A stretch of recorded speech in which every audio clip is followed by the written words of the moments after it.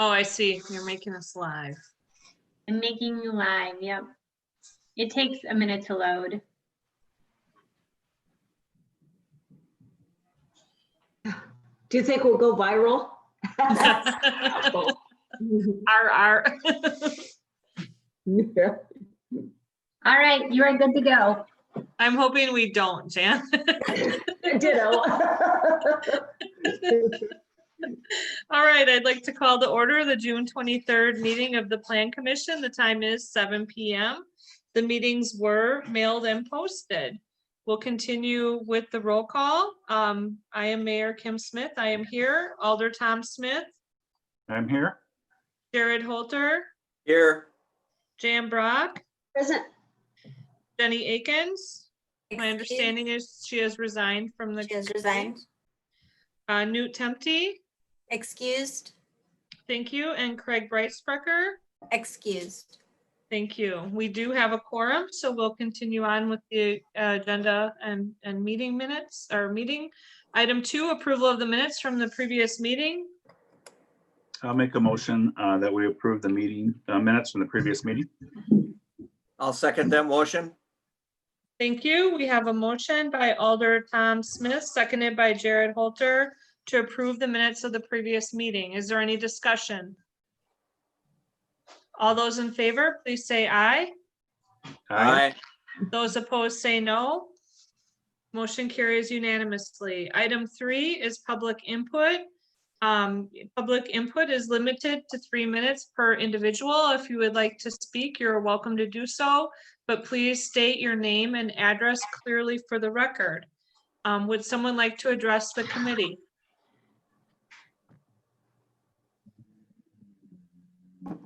Second call. We're looking to see if there are any public that would like to address the Plan Commission this evening. Last chance. Would anyone like to address the Plan Commission tonight? Okay, not seeing anyone, we'll move on for consideration and possible action on the following items. The first item is number 4, which is a public hearing. This is to consider a conditional use permit request filed by Lori Kopecki of Wireless Planning LLC, 2310 Mill Street, New London, Wisconsin, 54961, on behalf of Atkinson Properties LLC, 1109 Venture Place on Alaska, Wisconsin, 54650, and wireless carrier US Cellular to replace 6 existing antennas with 6 new antennas and install 9 additional remote radio units, RRU, and replacing and adding ancillary equipment to the existing telecommunications tower located at 1109 Venture Place, Onalaska, Wisconsin, 54650, tax parcel 182401-0. Okay, I'll now declare the public hearing open and ask if anyone would like to speak in favor of this conditional use permit. Second call, if anyone would like to speak in favor of the conditional use permit. Third and final call, if anyone would like to speak in favor of the conditional use permit. I'll now ask for anyone wishing to speak opposed to the conditional use permit concerning the Wireless Planning LLC. Second call for anyone who would like to speak against. Third and final call, if anyone would like to speak against the conditional use permit. Not hearing any, I'll now declare the public hearing closed. I'll turn it over to Katie for a recap. Thank you. US Cellular is planning to modify the existing equipment at 1109 Venture Place.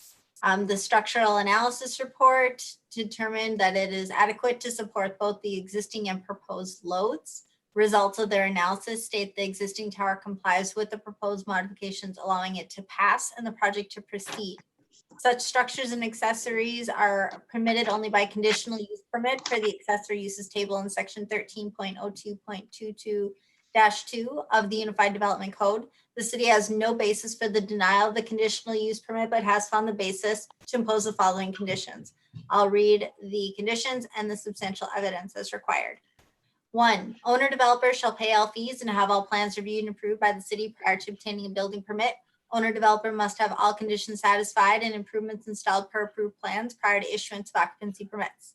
Substantial evidence. This condition provides notice to the owner developer that they are to follow procedure for orderly development in the city of Onalaska in order to promote the health, safety, and welfare of the city.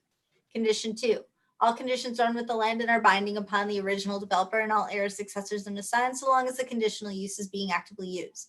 Substantial evidence. This condition acknowledges and provides public notice of the term and puts the owner, developer, and future owners on notice that they are bound by the conditions and that they can continue the use as long as they follow the conditions and actively use the conditional use. Condition number 3, owner developer shall abide by the city's ordinances, Unified Development Code, and building code requirements as amended. Substantial evidence. This condition assures that the owner developer understands that they must follow the city's Unified Development Code and building code, which they are required to follow in every way, and as that they are receiving the benefit of being allowed to have a use that is not within the standards of the city's zoning code. Failure to follow city ordinances may result in loss of their conditional use permit. Condition number 4, the conditional use permit shall be reviewed every 5 years to ensure continued use. Substantial evidence. This shifts the burden to the owner of the property to provide proof that the use is active and continuing, ensuring the existing permits are still valid and being properly used, ensures compliance with the city's procedures and ordinances, and promotes interaction and communication with the city, which further orderly development and the health, safety, and welfare of the city. As a public hearing has been held, testimony based on substantial evidence should be considered before deciding on the requested conditional use permit application. Only where no reasonable conditions could exist to allow the conditional use may conditional use permit be denied.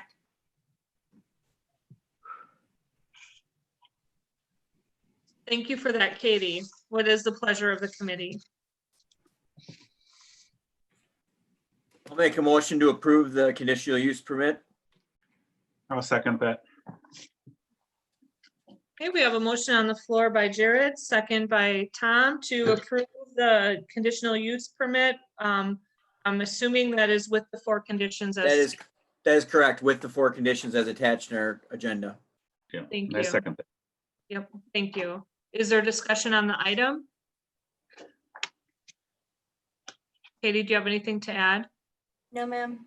Thank you. Okay, the motion on the floor is to approve the conditional use permit filed by Lori Kopecki of Wireless Planning LLC with the 4 conditions. All those in favor, please say aye. Aye. Those opposed say no. Motion carries unanimously. Thank you. Item 5 is a discussion regarding the conceptual plan proposed by Adam Aspenson of Traditional Trades Incorporated, 1641 Sand Lake Road, Onalaska, Wisconsin, 54650, on behalf of Elmwood Partners Limited Partnership, 1859 Sand Lake Road, Onalaska, Wisconsin, 54650, for the properties located at 1500 Sand Lake Road and Sand Lake Road, Onalaska, Wisconsin, 54650. These are tax parcel numbers 18-4516-0 and 18-4515-0. I'll turn it over to Katie for a brief summary. Thank you. The applicant is requesting feedback on the proposed conceptual plan that's vacant farmland on the eastern side of Sand Lake Road. The conceptual plan includes areas A through E, focusing on a combination of 2 and 3 unit townhomes with attached garages, commercial uses, 3 to 4 story buildings containing approximately 330 condominium units and underground parking, and a mix of residential and commercial uses. Should this project continue to move forward, they will be required to obtain a variety of city approvals, including things such as rezoning, creation of a planned unit development, planning and certified survey mapping. In concert with this proposal is the potential for the city to create a new TIF district, which would allow us to undergo a variety of utility and street infrastructure improvements to allow additional development land on these parcels and ready the properties immediately south, which are the Mayo-owned properties for future development. If we should choose to pursue the creation of a TIF district, we would then enter into a development agreement with the applicant and property owner to facilitate the overall development. Included in your packet today is a letter from the applicant describing the property in more detail, and further a mapping that shows proposed footprints of how they would lay out the different buildings and how the different uses work together. It is also on an aerial, so you can see the bluff land versus the farmland and how the land is being used today. Also on the call is Adam Aspenson, who can answer any further questions that you might have. So we are not looking for any action tonight. We're just looking at feedback that Adam can take with him and have that determine whether or not he chooses to proceed to move forward with this project. Thank you, Katie. With that, I'll turn it over to the commissioners for question or comment. Mayor? Alder Tom Smith. Yeah, I have a question, probably more for Jared, but and Adam too. This is quite an extensive development. It looks, in my opinion, looks really great. It would really fill up that area really nice and put a nice tax base there.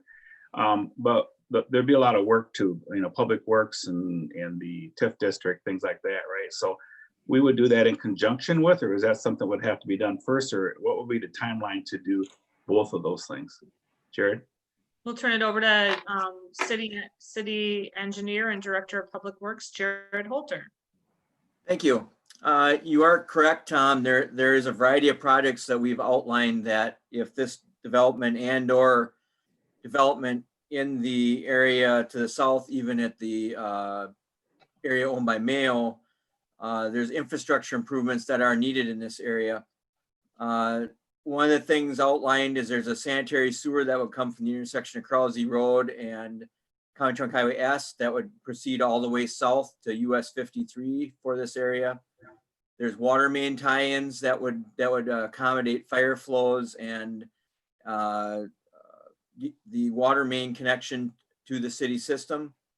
One of the larger sections of this that would be done is the city has secured the ponding area next to the Menards. The city owns the larger, deeper hole that is in that area. The city has secured the land next to it from the DOT to expand that pond. So this area that Elmwood owns and the Mayo Menard property can all drain across the road. But those will all require infrastructure improvements to get that water over there. So if we do that, we can use the lands we have one location for maintenance, and then allow more land for development and more tax base in this area. Also, we've identified improvements such as the city has already invested in improvements over the years in this corridor, namely the roundabout at Riders Club Road and Sand Lake Road was an improvement from about 6 or 7 years ago. That was a large investment by the city. We have reconstructed Sand Lake Road from the roundabout up to the County Trunk Highway SN intersection. That is designed for this traffic loading, but we are looking at the possibility of a roundabout at the intersection of S and SN. That would be another feature with this development that possibly would be moved forward. And also a connection from this development to the roundabout at Riders Club Road.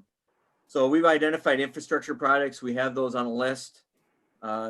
Moving forward, if this development would go forward, those would be things that would have to be all spelled out either through TIF or through a development agreement. But you are right, there would be infrastructure impacts to the area with this development. But I think overall, the city is poised for this development. There's been a lot of work over the last 30 years to put the city in a position where we have the availability of this land that it is, we do need improvements, but it's not, it's been planned for. We're just waiting till the time that this development comes.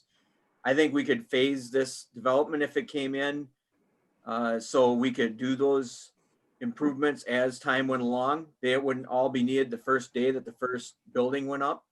So we could phase those improvements as we went along, as we saw the development happen. So if you got a specific question, Tom, I'd be happy to answer, but that's kind of the overview from the infrastructure standpoint. Yeah, Mayor, I have Go one more. ahead, go ahead, One Tom, more no question for problem. Jared, and then, I see Adam is on. I got a question for Adam too. Jared, that development's going to take a lot of the land. Will that actually hit the base of the bluffs? Would there be any issues there with you know, how, you know, the bluff and the preservation, all that kind of stuff. Do you see any issue with that on that side? No, with this development that they're showing, if you go to the air photo in your packet tonight, they're actually showing a trail along what I consider the base of the bluff. So where it starts getting steep, you'll be into the tree line a little bit, but where it starts getting steep going up the hill, that is where the trail will be, and or the potential road that would serve the southern half of this these two parcels. So I think there would be some tree removal, but it would be very little in conjunction with what's there. It would be mostly open space, green space, the bluff land itself. We wouldn't be getting into any of the 30% slopes that you would see out there. So I think we'd be fine that way. Okay, good. That's what I was thinking. So when I saw that map, but I thought I had got to ask you what your thoughts are on that. So, okay. Hey, Adam, can I just keep going here? Well, let's let Jan. Tom, Okay, okay. I'm sorry. Yeah, Jan, I and didn't then see we can Jan come- had her hand. and Go then ahead. we'll Yep. come back to you. Go ahead, Jan. I had two questions, just like Tom. Jared, you can probably answer this. There seems to be, in the first map, there seems to be a blank space. Is the veterinary animal hospital clinic that's just north of Riders Club, will that remain there? That's a separate ownership, so that will stay. Okay. You know, that's separate from Elmwood Partners, does not own that area, so that is not part of this proposed development, so that would stay. The blank area that is in the mapping that you see in front of you tonight is showing Right. that the air photo shows a ponding area, stormwater ponding area that's currently at that location. If the regional stormwater area can be put across the road as a larger Menards ponding area, those lands can be reallocated back to the development if we can move that stormwater under Sand Lake Road and over into the regional ponding area. Okay, that's what that is. Okay, thank you. Okay, Jan, did you have one more question or was that it? This one was for Adam also. The large buildings that are along Sand Lake Road, are those similar to the buildings on the west side of the road that he constructed? Amanda, do you have to unmute Adam or is he able to? Adam, can you speak? Can you hear me? Yes, we can. Adam Aspenson, 1641 Sand Lake Road. Yes, those buildings look similar to the one that's already constructed on the other side of the road. Okay, thank It'd be you. 3 to 4 stories with underground parking. Thank you. Tom, what was that what your Yeah, question was? No, or- Adam, I had a question. What is your, I see you have area A through E. Is there a phase approach? What would you start with and what would be your timeline? Or do you have any idea yet if this got approved? So I'm looking at starting, doing it in phases, starting in 2021. I would start on the north end with area A, B, and a section of C. And then beyond that, it's basically tied to future market conditions. Okay, Thank you for that, Adam. But I have a question following that up with Katie. How does that affect our ability to consider this for a TIF district? Or would that be meeting the requirements? Nope, that's allowable. We would just need to have the TIF district likely in effect prior to the end of September is our goal. If we do decide to move forward with this. And then they are able to do it on a phased approach, exactly how Adam had suggested. And Jared can talk to this as well, that as the development continues to grow, then they will need the city to do our part in terms of infrastructure outlay. It wouldn't be immediate. So having them have the ability to begin the project allows the city to earn some increment, and then we begin doing the improvements thereafter. So having it on a phased approach is absolutely okay for a TIF district. Thank you. Who had the next question? Maybe Jared? Yeah. Jared. One thing I just wanted to point out, if you look at the color photo that is in your packet today, or even the other photo, you can see that the existing building that Traditional Trades is constructed on the west side of Sand Lake Road is shown. So if you take that in comparison to the building that is shown on your map tonight, just to give you some scale, it will be and this isn't finalized yet, this is more of a bubble diagram, but just so you know, this will be another large building. It's shown being pretty long, even longer than the one that's out there today. Just so we all understand kind of what's being shown on the map here. I think the developers looking at the same architectural treatments and things to break up that building, but just so you know, it'll be one large building. Thank you. Dan? I had a concern when the building across the street on the west side of Sand Lake was built about the building being so long, and it is broken up very nicely. The textures, the facades, they change. But I wonder about driving down the street. Would it look like you're driving through a tunnel? Just a question.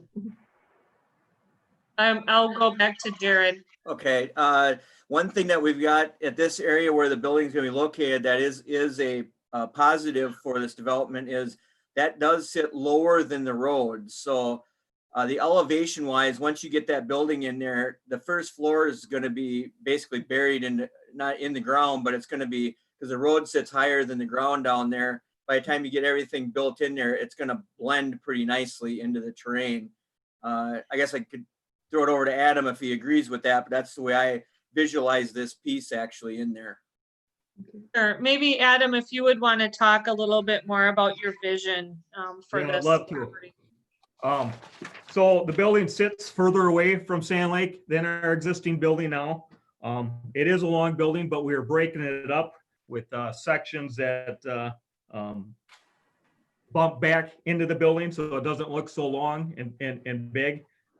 Like Jared says, it does sit a little bit lower than Sand Lake, so the height isn't going to be nearly as high as the one that you see over here today. So yeah, we've been working with the architect out of Madison on how to break up this building and make it aesthetically pleasing for everybody and everybody that drives by. I don't think we took that tunnel concern into mind, and that's why we pushed it away from Sand Lake a little bit further. Adam, looking at that drawing in the back, like toward the hill, what is that section? Is that more apartments or is it something else? Looks The just building. kind of hard to imagine from the drawing. So there's a retention pond that butts up towards that hills that you might be looking at. Okay. Actually, there's another apartment building on the back side of the one. And then Okay, there's that's what it is. Yeah. there's a retention pond on the back side of that. Okay, it's the second part of the building is what I see. Yep. Building's a U. So the middle will be kind of more of a courtyard, like it looks like a drive-through. Yep, the middle will be some sort of a courtyard with some amenities in there, maybe a pickleball court or some gathering areas for the tenants. We're still trying to work out some of those details there. Right, of course. I'm just kind of figuring out the concept. Yep. Okay, any other questions for Adam? Or questions in general? Or discussion? Interesting. Okay, Jared. I guess one thing, when you look at this, we looked at this with the developer and you notice that the street does not go all directly through. We did look at this with the developer and thought that it would lay out the best with not connecting the street in this area. That is something that I'm sure as we progress along, I just want to point it out so that way we knew that. The front of that building would have full fire access to get around and EMS access, so we'd be able to do those things. But really, there's no regional connection for the roadway itself. It's going to be a local service. So really, we didn't have any reason to add any more public street in there than we thought we needed to. So just wanted to point that out because that's going to be one of the things that I think will come up as this development goes along too. Okay, so Katie, you're looking for more than this, or have we satisfied? It was the request of the applicant to just get feedback from the Plan Commission. So I would ask Adam if you are looking for any specific feedback on your development proposal in particular, or are you satisfied with the feedback you've received thus far? No, I just wanted to get this concept plan in front of the committees here. And with everything going on in the world, I didn't want to try to cram this through the city here. And basically just looking for any feedback. I'm going to bring this back next month, the same plan and with my rezoning application. So we're just hoping to move forward, and I just wanted any input that you guys may have so we could try to adjust or look at different avenues here. Okay, well, thank you, Adam, for working closely with the plan department and the city engineer on this. Definitely makes it easier for everyone if we're well informed going along the way. No surprises, right? Correct. Okay, thank you That very was it much. for this item. Okay, thank you very much, and thank you everyone for your comments. We'll move on then to item 6, review and consideration of a final implementation plan to create the Eagle Bluff Condo Association Planned Unit Development application filed by Adam Kirchner, Eagle Business Condo Associations, 200 Mason Street, number 6, Onalaska, Wisconsin, 54650, on behalf of the Eagle Business Condo Association, 200 Mason Street, Onalaska, Wisconsin, 54650, for the parcel at 200 Mason Street, Onalaska. This is concerning the units at units 1 through 20 at 200 Mason Street, and I'll turn it over to Katie. Thank you. So the Plan Commission and Common Council approved the general development plan for the Eagle Business Condo Association. The second part of this is the final implementation. So nothing has changed from the general to the final. So they are essentially requesting the same things that they did previously. The conditions of approval were updated to accommodate the landscaping that was requested to be deleted at the Plan Commission. It has now been instilled in these final conditions of approval here today. So just looking for any feedback, and city staff have put together a total of 9 conditions of approval for this development.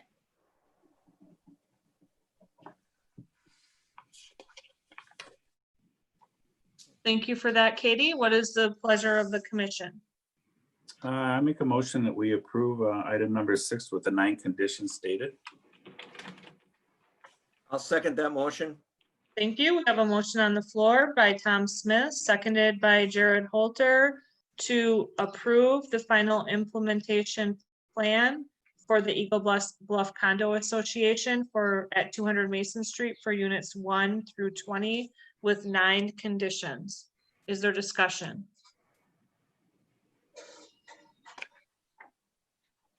Not seeing any discussion, so I will ask for a vote. All those in favor of the motion, please say aye. Aye. Those opposed say no. Motion carries unanimously. Thank you. Item 7 is adjournment. I'll make a motion to adjourn. Second. We have a motion by Tom Smith, seconded by Jared Holter to adjourn. All those in favor, please say aye. Aye. Those opposed say no. We are adjourned and the time is 7:29. Thank you for joining us, Alder Wolf.